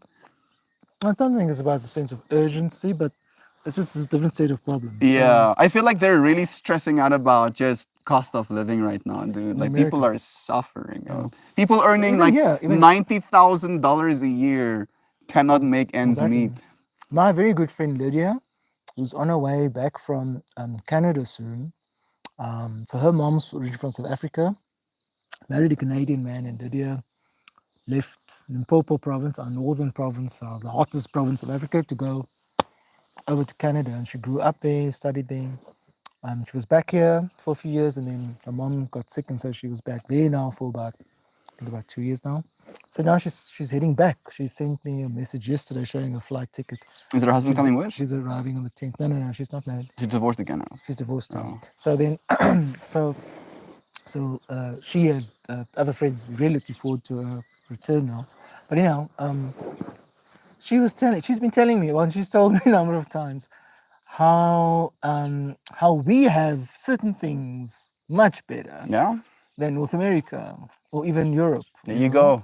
Um, Come to so- South Africa. Bring your yeah, dollars. So I put it that way, that we have a different set of problems. Yeah, We have a different set. and of all it's countries have their issues. it's like kind of dealable. Like yeah, you're gonna maybe not have electricity all day, but I wouldn't put it like that. For someone coming from Europe and having to deal with load shedding, I think it's going to be a huge issue. yeah, I just think we're used to what we're used to. Better the devil you know exactly. than the devil you don't. So yeah, but yeah, it's just a different set of problems Exactly. and a different set of positives too. So Like people here in Africa, and I say this a lot as well, because of load shedding and because of the amount of like lack of trust and lack of support we feel we get from our government, our people have been expected to connect with one another in a way that most people don't actually need to, right? And I feel like that has built our South African, population to be a little bit more close. I think that should be relevant. What the government is up to, I think, while is important, but is irrelevant to the connectedness that the people need to have. Democracy is not about what kind of government you have. It's about how much control the people have, Yeah. And people aren't voting, man. Like, which in itself says something. yeah, like people don't believe it does anything right now because we've been like I've literally never existed in a world, right, that didn't have the problems we have right now. I mentioned yesterday that my sister, when she was born, load shedding started. So in her frame of reference, she's never existed in a country Where you without didn't load shedding. question whether Yeah. there'd be electricity. Exactly. Like I switch on the- remember going to the school hall when like it was load shedding, where we would like kind of like sit there together instead of like being in the classes. And me just kind of like processing like this is now the state of reality I'm in. And them explaining to me, yeah, this is not wrong. There's nothing broken. This is just how it is. And you coping with that reality, we're used to it. Like when the power goes off in a room, like maybe you're having a conversation and suddenly the power goes off. People aren't like frantically trying to fix the problem. There's a certain level of acceptance and understanding about what's happening, right? And I feel like that has like you see that everywhere, no matter the skin color, no matter how rich people demographics. are. Yeah. Like that just is like this thing that we understand. One of the things I like to say is it's amazing what you can get used to. It's really amazing what you can get used to. And some things you shouldn't get used to. True. And that's an element of democracy and not just individual, corporate power that you need to exert. So some things you should not accept. Yeah. And you have the right not to accept. What do you think so about when you walk into some government department and some woman's behind that counter going, yes, you have the right to demand prompt and adequate service. You see, for me, instead of demanding, I go, hello, how are you doing? Not me. It works for me. Like people are like, hey, this guy's, why is he so nice to me? Maybe I should help him. And then they do. They actually mission, trying to help me. I often, and maybe this is wrong, I can be very nice. I am very nice. That's me. I am very nice, but Your bullshit meter I, has been I filled. very often decide not to be nice because sometimes, unfortunately, some people abuse niceness in this rather broken world. Like I have a hard time knowing when I'm being abused or not. So I just try to continue, right? No, that's not a you thing. It's more an age thing. Yeah, maybe. I promise you. As you get older, Yeah, like I want to share this with a few you'll friends as well. identify it more easily. This weekend that we were at the festival together, there was this moment where David asked me how old I am, and I told him I'm 25, and his first words to me is, "You're at a very good age," right? And I was like, "Uh-huh." And he mentioned to me that I'm reaching my own mental maturity, right? Where basically my prefrontal cortex is now maturing, et cetera, et cetera. And then he told me about Your how brain's becoming fully developed. exactly, like the priorities we have. Where in your 20s, your priorities are a little bit more hedged on the side of the world or other people. You're trying to satisfy that expectation. Then in your 30s, it kind of equals out. And then after your 40s, your priorities start to become a taking. little bit more important than everybody else. Exactly. And just hearing you say that instantly kind of helped me reframe the way that I'm showing up. So I appreciate you teaching me that as well, man. Let's see a few more comments. Love, Florida. Scorpions and gators. We have scorpions and gators here too. We used to have gators in those dams behind there. They're called crocodiles. Yeah, we call them We call crocodiles. them crocs. I don't think we have, We don't have alligators here in South no, Africa, actually. Yeah. We have crocodiles. There's so many bugs in the trees, rattlesnakes. Crocodiles that grow up to 5, 6, 7 meters long. There's so much love in chat right now. Okay, I think we're gonna pull a card. Finish today's Okay, stream so off. explain this card thing. Yeah, so this is a deck made by Francine Hart. She's 73 right now. She's been in this world of like, Let me see the box. this is just like a box that my mom bought me with like, I don't know if you saw on the corner of my cupboard, there's like a little bottle that was standing there with like a wood top. And my room smells nice. No, I haven't been to your room. Yeah, I mean, like you were like maybe just looking in. So basically, that little thing came in this. The box is so wrecked because it gets used every day. I'm gonna make myself a wooden one The when this box one. is well loved. Yeah. That's why you say. Thank you. Not- It's so well not loved. wrecked. The box is well loved. It's a well loved box. So then I basically every day at the end of these streams, I try to at least, I pull one of these cards. All right. So I want you to tell me to stop when you feel it's time to stop. It's time to stop. Now? Yes. Okay, this is the card that I had between my fingers. Of course, we pull a Spirit Kin card. I think you're gonna like this one. Spirit kin. Do you resonate with the I like the word kin. puma? Kin, yeah, like The like puma. family. Is it a puma? It's a puma, yeah.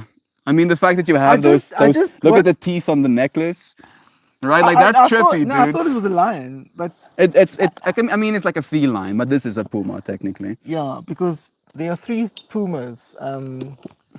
The American cougar, I think. That's one of them. The Mountain lions, aren't they? and the jaguar.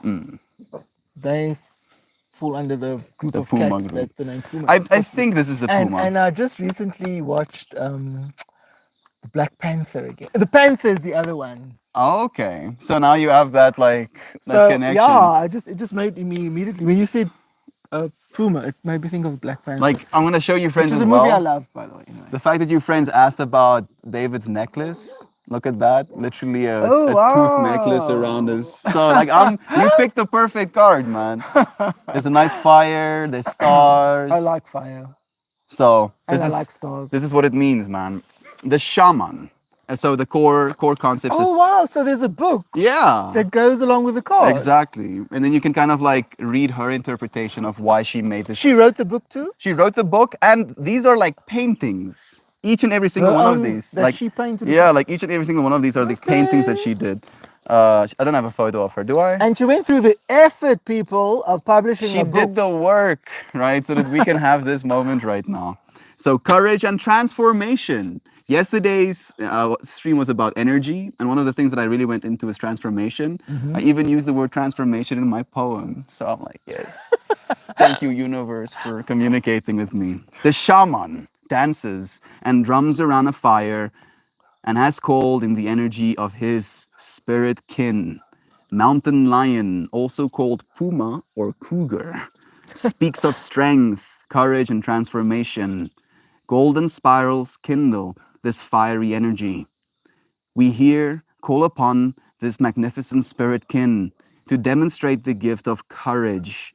Courage enters your life in many different ways. It is fearlessly standing up for what you believe to be true. You talking about your willingness to be like, hey. It is fearlessly standing up for what you believe to be true. Courage is being confident in your discernment and ability to speak from your heart. It is trusting that the universe is on your side, guiding and protecting you. Courage is the strength that comes from within. It is being who you truly are without fear or judgment of yourself or others. It is speaking out when you believe strongly for or against something. It is the power to transform fear into love and to bravely follow your own visionary path. Courage is transformational. Transformation is courageous. Trust your ability to call in the transformation that your vision requires. Find the courage within yourself to express your gifts and have confidence in knowing you can make a real difference in the world. And you can. Yes, we can. So I feel like the thing that it's calling you to is figuring out how we get rid of roads, man. How do we need to now do it? That's your vision that we have to bring into this world. That's beautiful, actually. And you don't know how much of that resonates with me. I'm happy that it does, man. Like this is the card Those you are picked. things people tell me I do all the time. Like we've had moments in this stream where I'll spend like an hour just talking about one thing. And then the card I end up pulling is literally like, yeah, this one thing. How about it? You know, and like sometimes I trip out with the amount of synchrony that we get to experience. Let's read like the final few comments. We do have a Shan message that's gonna come through any second now. The value of a tooth that isn't a tooth, but it holds magic. This is what I mean when I talk about good juju.